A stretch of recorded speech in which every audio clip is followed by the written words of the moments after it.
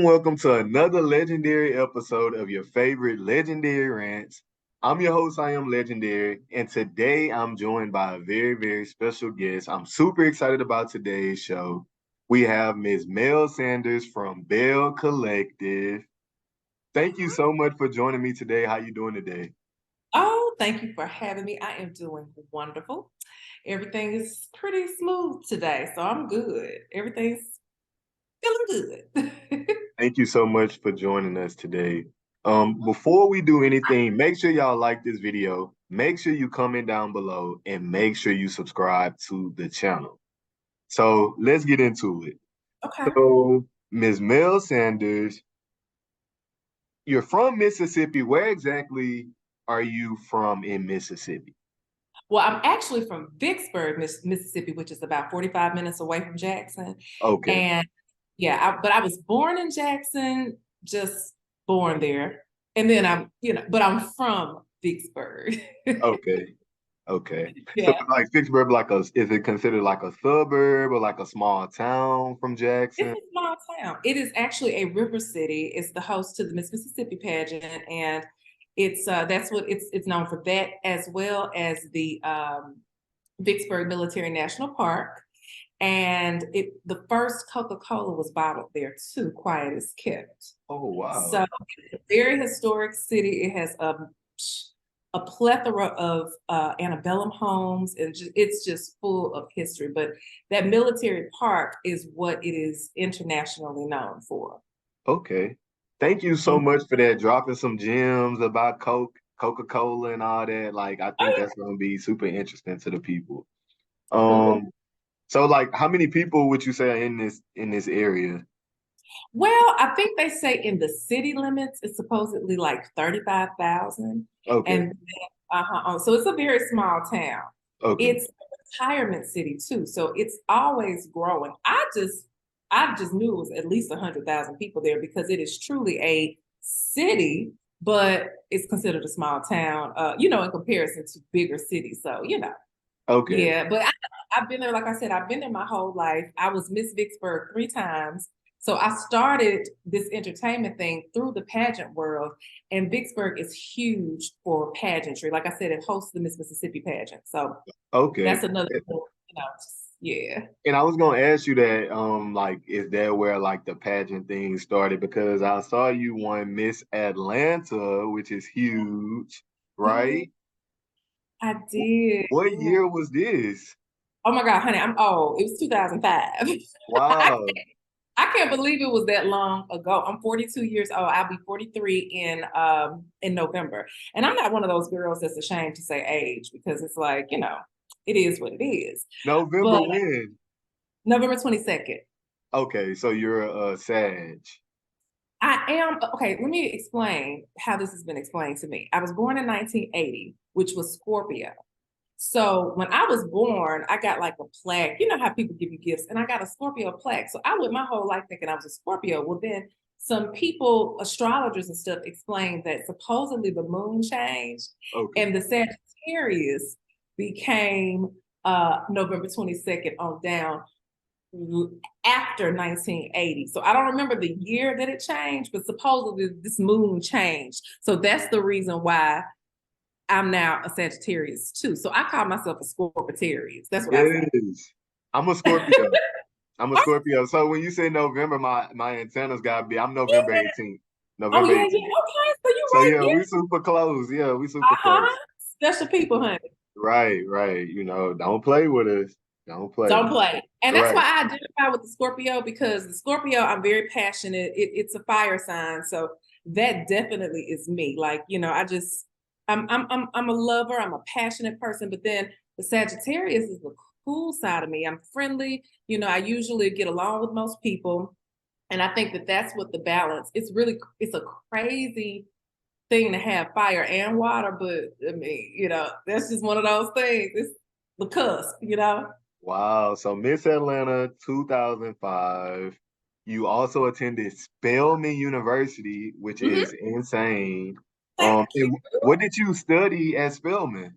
I studied sociology with a pre-law focus. And originally I started off as an English major, and I changed because I just thought it was boring. And I love people. I love, you know, the social elements, but it still had enough of the psychology aspect of it, because I love to see how groups and how people work and act. So it was just perfect for me. And plus, to me, I thought that it was going to be like an easy major. Shoot, it was ridiculously hard for me because I was social for real. So I was hardly at school trying to, you know, juggle both of them at the same time. So it was just all over the place. But my Wow. freshman year was terrible. Okay, Spelman, I hope they never release what grades I had because they were horrible. Wow. That's so Ooh, crazy. I am a sociology major also. I me intended on going to law school. So at the time, it was like my too. pre-law. I'm thinking that's what I wanted to do. And I actually ended up double majoring in school. So I was a sociology major and also a political science major. Oh Yeah, so wow, we have a lot in common. I'm me I'm super too. excited about this and like where we are, like what we're about to get into. Oh Um, yes, indeed. I'm so glad that you asked me to do this because it was really like, you know, the bells and all the stuff has been going on, and I've been kind of removed because I've been so busy with other stuff, and we'll get into that too as far as my appearance on the show. But it kind of brought me back into the loop. I was like, okay, let me catch up on everything. I already know what's going on with the girls, but I'm just saying what America is seeing. I had to make sure that I was caught up on that. right, right. Wow. Mhm. Super excited about this. So I know you've done all that stuff before like the big screen, but the world was introduced to you season one of American Idol. Let's talk about that. You were a semi-finalist. Yeah. You were in group three. You were one of 30 finalists for season one.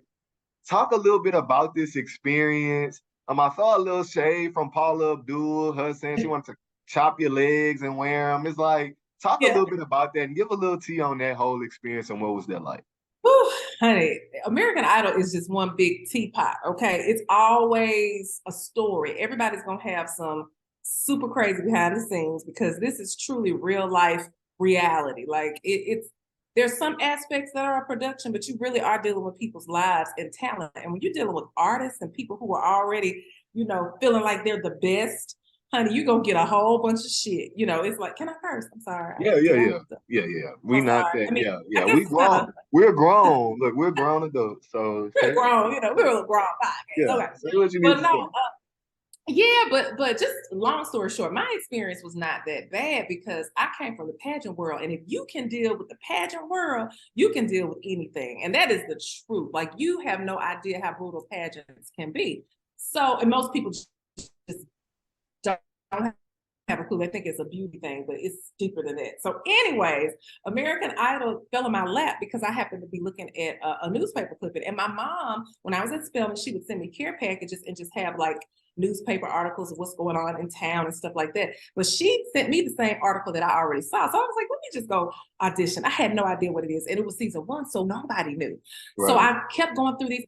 And by the way, it was finals, and my books got stolen the morning of American Idol. So I already had to figure out how to get my finals done, go audition, didn't have any books. It was crazy.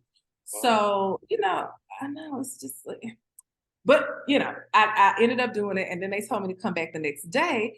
And when I went back the next day, we were at a different location and I kept hearing people talking about Paula Abdul was there. And I'm like, what? Because I used to love Paula Abdul. Like, she was one of my girls. Like when I was young, I'd stand outside my house and dance to Straight Up. Like for real. She was my idol, one of my idols, right? And so when I saw her, I didn't know Randy Jackson, I didn't know Simon, but I knew Paula. And I was just like, what is this? And they said, they had me sing these songs. And then they said, you're going to Hollywood. And I'm thinking, I still don't know. And Bobby Valentino, the singer, Bobby Valentino, he was with me. We both were auditioning at the same time. We were right by each other in line. Oh, wow. Yeah. And he didn't make it. And we see, hello? I mean, Bobby was pissed too, but anyway. And but we were both trying to figure out what is this? Like, what is this about? And so, ended up doing that. It was crazy. People were falling out, people were crying, people were upset. It was 2 weeks in California, not Hollywood. It was in Pasadena. And then we had to come back. It was a grueling process all day long, all day, but it was very rewarding because I made the 30, which actually was the top 15 at first, and they changed it for TV. That's some tea right there. Oh, wow. But we ended up going to do MGM Grand, and we performed. It was really a great experience, but it was definitely tough. I will say that. Okay. Thank you for telling us about that. When I saw that, I was like, wow, this is so insane. So, I was doing my research, getting my questions together. And when I saw it, I saw you sing the I Am Telling You song. And then I saw the clip of Simon say to you, you need to be doing cabaret or something. Oh Which yes, I was like, what? And then you was like, is that stripping? Like it was just funny. I was like, I think you would have been perfect. So that was cool to just see. That's where you started on TV. That's where your like TV stint started. And so, what year was this? That was 2001 or 2002. 2001, I think. And so, So can you imagine? did you ever meet Kelly Clarkson, or did y'all ever cross paths? Oh my God. Kelly was the first person that I met when I actually got to California. When we got on our bus to go to the place that they took us, Kelly was the first person I talked to, and she was so nice, so genuine. We were all very, very, very cool. And I mean, of course, everybody went their separate ways, but I know that if I was to see Kelly again, she would know me. Like, it was like we became a family because we were together for so long. I mean, we were there together for 2 weeks and then came back. It was crazy. That is so crazy. I love Kelly Clarkson's covers. Like she does covers of different songs. I love her voice. Like she can just blow. It's so amazing.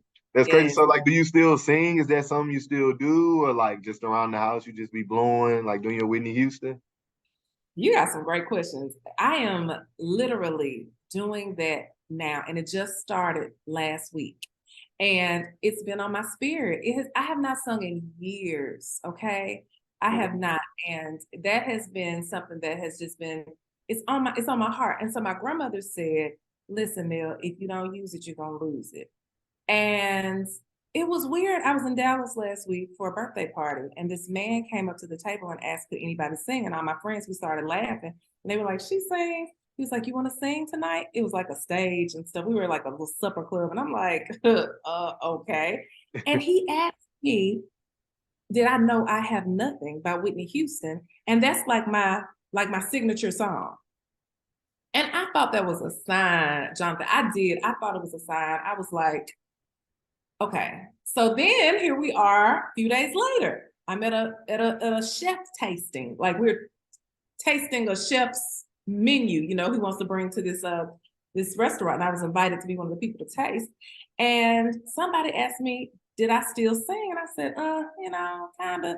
And they said, you need to be singing. Go and sing for us right now. And so they made me get up and sing. And then they booked me to come in. I have 1 month to prepare for my first gig in years. Wow.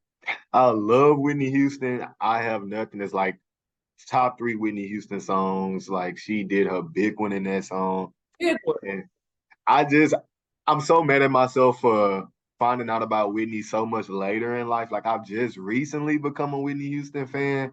I feel like growing up, I saw later Whitney. So like that was always in my mind, opposed to like the GOAT, the voice, literally the best voice ever. So like shout out you, and I'm super excited for you getting back into that. And like I know it's great things to come. So thank you, honey. Thank that's you. super, super dope. Thank you. So let's get into the show. Oh yeah. But before we get into the show, let's do a Okay. quick game of this or that just to break the ice a little bit. Okay. And I have Let some me focus. questions. Look, I have some questions, some shady questions, just so we can just break the ice real quick. Okay. So season one, the Marie and Latrice beef. Whose side were you on? I was on Latrice's side. Okay. And is this because you came in through Latrice? Because we were introduced on the show, we were introduced to you on the show through Latrice, right? You were her Yes. publicist, correct? Right, right, Right. right. That was a Uh-huh. scene at the house with you and Cliff and Latrice, right? That's right. That's right. Right. Yeah. So, is that why you were Team Latrice, or did you feel like Marie was in the wrong season one? Well, I felt like, let me just tell you, let me preface this by saying I'm kind of like the neutral, fair person. Like Latrice is my girl, no doubt. But if she's wrong about something or if I feel a way about something, I'm totally gonna tell her. And even though that's my girl, I am her publicist. So of course I have a duty to be honest, you know? So in that particular case, the whole thing about the hair, I just thought that Marie just really went on too long with it. And I feel like, Latrice tried to rectify the hair thing, like, oh my God, girl, do you need some more hair? It was a lot of ways to fix it, but I just felt like Marie wasn't in the space to get it fixed at that time. So I can kind of piggyback off that. It did come off a little like slanderous what Marie was doing, like calling the hair bullshit and all that. I just didn't get that. And it's like Yeah. if this is y'all first encounter and how y'all are meeting, you mentioning her business and discrediting her business at a brunch, it was just kind of like a strong approach, you And, know? yeah, and then like you said, I'm sorry, I didn't mean to interrupt you. No, no, no, no, no. You're perfect. No, go. Oh, I was just thinking that too. I think that's what made it so off-putting to me because you're at a brunch, you're at an event. And when you are to be at your best and really be open to receiving the company that you're in and the things that you are there to take in, and you're worried about something as minuscule as hair, I just thought that that was just over the top, you know? And And then it gave that she was looking for a moment on the show, maybe like she was that's trying to start a beef or pick a beef. I don't know. Then for it to yeah. backfire and turn in what it turned into, and then her business getting attacked and she dragging it, it's like this is the reason season three we're talking about a Latrice and Marie beef. You get what I'm saying? Yeah. Because you struck for her first, and she came for blood, and now you can't take it. You know? It's So serious. It's it's yeah, it's it's a lot. It's so many layers to unpack. I know we're gonna get to it, but that situation right there has always just been like triggering to everybody. So, right. Yeah, but because it goes and goes and goes and goes and goes, and it seemed like it's never ending. I don't think exactly. for Latrice is that deep, but Marie just seemed like it's like what Cardi B says, beef forever. We got beef, it's beef forever. Like that's what it's So giving. you pick that up too. That's how it feels. Whether that is truly how she feels in her heart, I don't know, but it feels like that to everybody who's on the outside looking in. Yeah, it definitely seems serious for Marie. Okay, so Mm-hmm. here's another funny one. Who idea do you think is better for Farish? Akeisha's bar or the resource center for Leticia? Ooh, that's a good one. Okay, so I'm gonna just be real with you. I feel like in the climate that we are in, a bar may be the only thing that'll bring people to Ferris Street. Just to be honest with you, Can you give the us only any thing we got updates? down there now. I mean, not the only thing. I mean, there are some business. Huh? I said, can you give us any Which, updates on the Fair Street project? On like, well, I can tell you that there is going to be a festival that's taking place on Saturday that Aikisha is doing, and that's going to bring many people to Ferris Street. So I have to say this. Tisha's idea is superb to have that resource. I mean, I love that idea. When she first brought it out, I was like, bravo. But then it's the powers that be that are going to make that so hard to do. So in the interim, still have that on the plate. But Keisha, bring that bar down here and get these folks down here So if there's pressure on the powers that be to get this street back up and running like it once was. Right now, we have one of the greatest restaurants in the country on that street. So bring on some more people. So, you know, that's my opinion now. I'm super excited for Ferris Street. I cannot wait to see how it turns out for Akeisha. Akeisha just seems genuinely invested in this project, and I think she's the perfect person to lead this. You Yes. know, I think the bar is a better idea, but I love the idea of the resource center too. Yes. So yeah, I like both, but I'm Team Akeisha with that one. Yeah. Um, season one, Antoinette being on the show, or season two, the additions of Akeisha and So Gucci. Which one was you feeling more? Was you feeling Antoinette with the cast, or were you feeling Akeisha and So Gucci joining season two? And I'll say that I do like the addition of Akeisha and Gucci. I like Antoinette where she was going to go with it, but I don't know if she was going to really take it to the place that I felt like she could had she stayed. I really feel like my personal opinion is I feel like she had a lot of people in her ear and a lot of concerns about her brand and being on the show and all those types of things. But you know, with every negative, there's a positive, and I feel like she didn't take advantage of the opportunity to really shine and go on into season two. So, whatever reasons, personal reasons that kept her from coming back, that's, you know, it is what it is. But the two women that came on gave it a different level of spice. So, I mean, maybe she'll come back another time. We don't know. She might pop back in. Right. Who knows? Look, I would be all for Antoinette coming back and being with the Bells. Antoinette was shady. She was a little bougie and her nose was in the air. Good combo, though. That's a good combo. Right. But, and I mean, I personally loved on season one. I do think Gucci and Akeisha were better additions to the show, and like it took the show to a whole new level. Like season two, Yeah. season one is like night and day. Two different, yes. But I was invested in Antoinette and where it was gonna go because she did finish the dentist office, right? She did, and she just had a second anniversary recently too. And Antoinette is gorgeous. She's Gorge. beautiful. Right. Right. The wig needed some work, but outside of that, I liked her on the show. You know, I thought she gave the show a different feel. And I liked her and Latree's little duo. It was cute. I know. And listen, the wigs, I have to say, I want to apologize on behalf of Mississippi women about these wigs, baby, because I be looking at it myself and say, oh my God, we got to remember we are living in HD land, and any net, any piece of glue, any sweat that is on you is going to show. So, not all Mississippi women, not even them, are always in that type of situation. Right. I just want to throw that in there because them wigs, baby, they had me having all kind of heart palpitations. So I was like, oh my God, I'm seeing nets and makeup on parts. Yeah. It can get bad, but I love the Bells. I love the show. And I love the idea of these women putting Jackson on the map and showing the world a different part of the US, you know, because I knew nothing about Jackson, Mississippi before this show. And I am just so intrigued by these ladies. I'm so intrigued by you. And I just think the show is so, so awesome.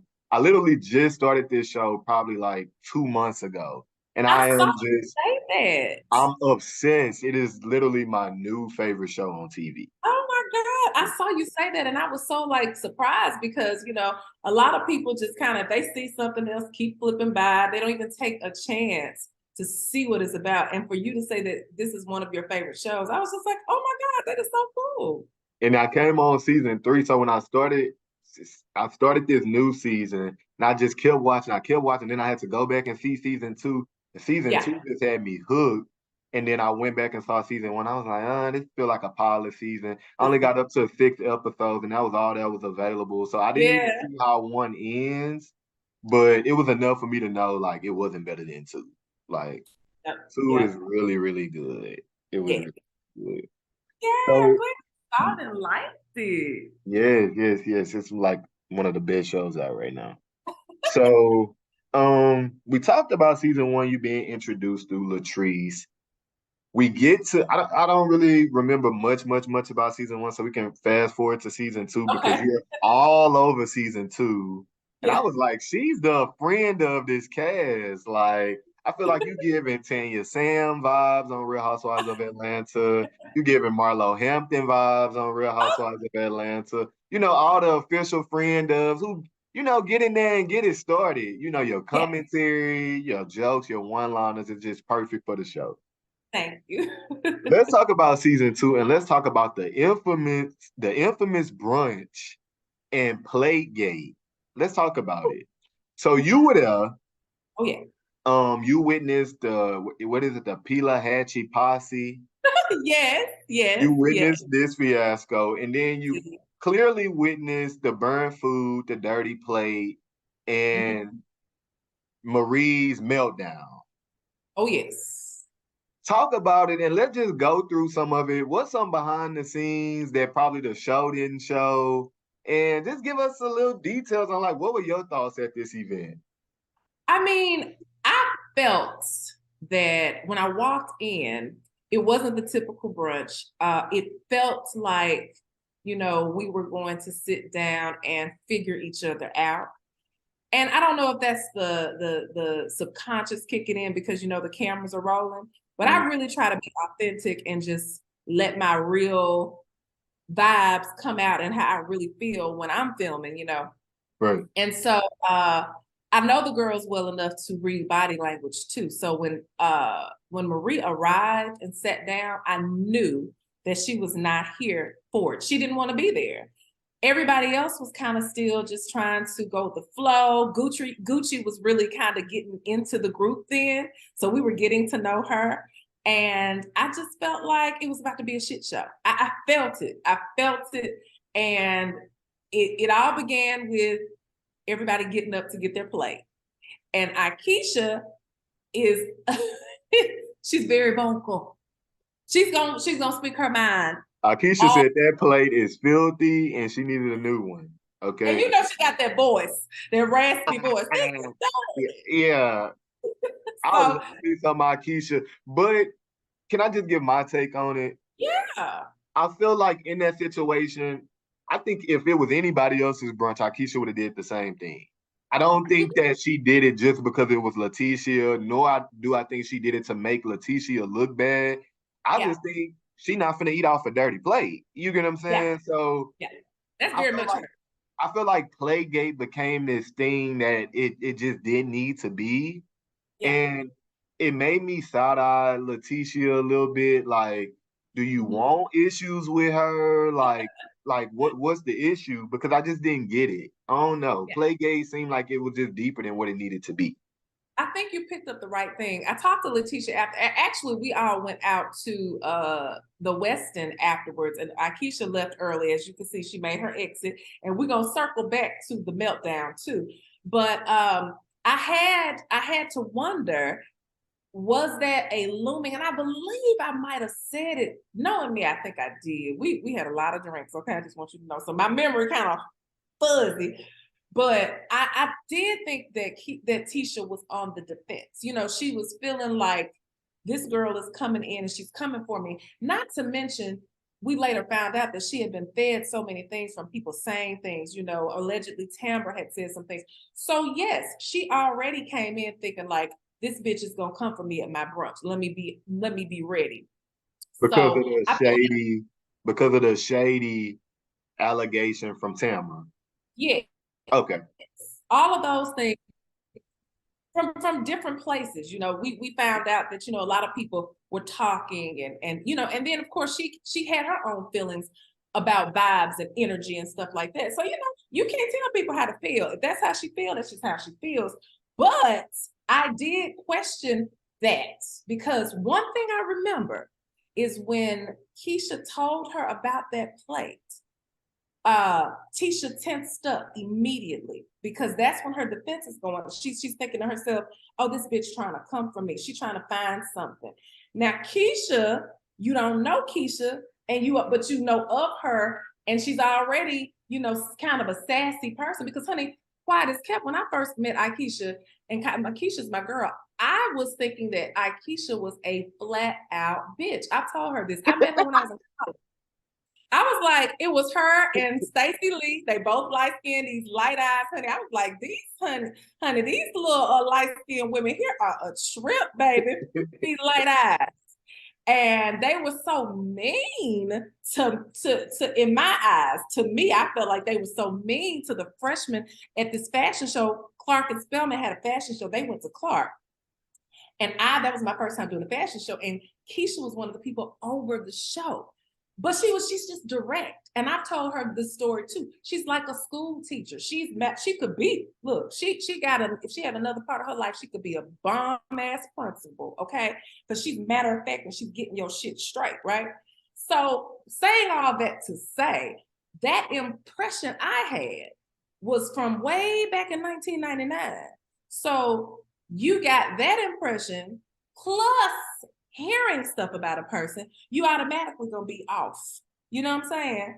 So I feel like that's what happened with Tisha and her. And then instantly when that plate came, and then with some question about the food and the decor and all this kind of stuff, I said, oh hell, we about to be in for some stuff because it was shade and it was so tense, Jonathan, that it was so tense at that table because Tisha's friends, the people had to posse, they were there. And they were ready. I was just about to say they were sitting on ready, probably. They were ready because they know if that's your girl, if he's your girl, they know everything that's been said. They've been doing their own research investigation. That's what we do for our girls. We got our girls. And Pila had your posse, honey. I like the Pila had your posse. Those are my girls. I like them. Never had problems with them, you know. It's kind of messed up because I like these girls for real. So I have friends in the group that I'm closer to than others. And I don't want to ever seem like I'm trying to ride the line too much. But if I like you, I like you. You know what I mean? It's kind of messed up. I mean, I'm not saying don't mess my friends over. We're gonna get into that too. But at the same time, I can't hate you because my girl totally despises you too. You know what I'm saying? I don't know. I don't operate like that. So I mean, you say you good with some of the Bells. Who are some of the Bells you're closer to than others? Aikisha and Latrice are my friends. Those are my girls. You know, I have known Aikisha since 1999. Now we have not been close all that time. We have not talked to each other at one point for years. But when she was in Jersey, right? She was in right. Jersey, right? Uh-huh. And so she came back home, and now she back in Jackson, making her mark on Ferris, right? Yeah. So we got back cool, and then I even went up to her house last May for her husband's golf tournament. And, so we are super cool. And then, of course, you got Latrice, who I've known for, how many years now? I think we like 6-7 years in, working with her on the business side. We've become family at the same time. Right. And I've known Letitia, not in a friend way, but in a professional way, because I remember when she reached out to me many years ago about her brunch idea, because somebody told her that she should contact me because I was living in Vicksburg at the time. And, so I've always had a respect and natural like to Tisha. She's just she's a good-hearted person. She is. Did not know Marie. My friend said I met her over in passing, but I don't remember that. Tambra, I've known. Oh, yeah, Tambra's my girl. Hello, I forgot. Southside Tam. Is it Southside or West Side? West Side Tam. West Side Tam. Okay. Yeah. West Side Tam was banging on the table, and we gonna get into it. Tamra, she aggravated my soul in that scene because I didn't know what was true, what was false. I was so confused, and I felt horrible for Aikisha. We're gonna get there. But just wrapping up Playgate and this brunch that was just a hot mess. When it came to Marie's meltdown, did you understand where it was coming from, or did you feel like Letitia wasn't really offering any understanding? I saw it two ways. I was kind of mad at Tisha watching it, like this woman is going through a lot because there was all these personal issues with her mom, and then I Yes. believe Jerez, baby mom passed, and Yeah. that was the issue. She was going through the divorce and the separation with her husband. So I'm like, is she taking all these things into account? I don't know. I just felt like That's true. Marie needed a little, she needed some She needs support. support. Yeah, she needed some Yeah. support. Well, I think that it got to a point. This is just my assumption. I don't really know how Tisha was feeling, but the energy, from being a spectator of that whole thing, Letitia was just overwhelmed and tired. She felt like I think she felt like Marie was using that as a stage to just be dramatic Right. because nobody, I heard it first. If I'm not mistaken, I heard the commotion and I told everybody, I was like, hold on. They had gone to the bathroom, and it was just this.